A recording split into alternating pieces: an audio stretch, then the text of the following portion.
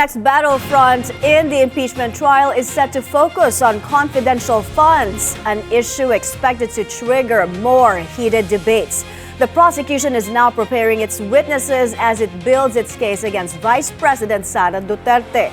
Kumuha tayo ng detalye mula kay Isaiah Mirafuentes ng Abante. Isaiah, go ahead. Yes, may more exciting are coming in impeachment court dahil nga inaasahan na mas magiging mainit ang mga diskusyon. Posible kasi sa susunod na linggo ay usad na ang pinakamahabang articles of impeachment, ang confidential funds. Tatlo ang naunang hiniling ng prosekusyon ay pasabina para sa pagsisimula ng talakayan kaugnay sa confidential funds.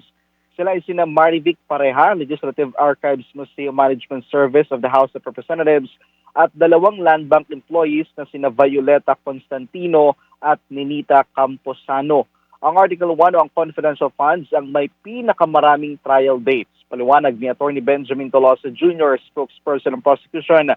Dalawang departamento kasi ang saklaw nito, ang pagiging Vice Presidente ni VP Sara at ang pagiging kalihim niya ng DepEd noong 2022. Subalit nangako naman ang prosekusyon na sisikapin nilang mapabilis ang pagtalakay dito at paiksiin.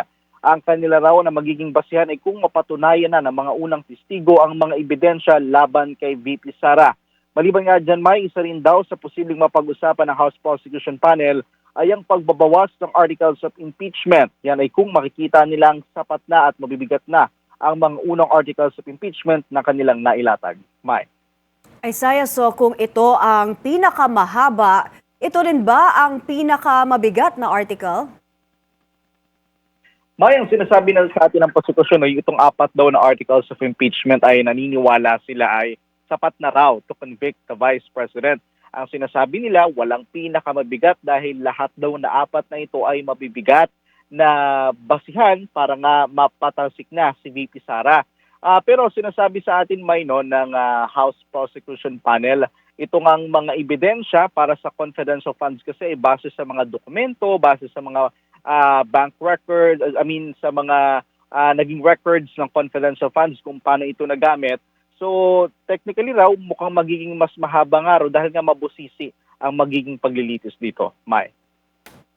Maraming salamat, Isaiah Mirafuentes, nag-uulat mula sa Senado.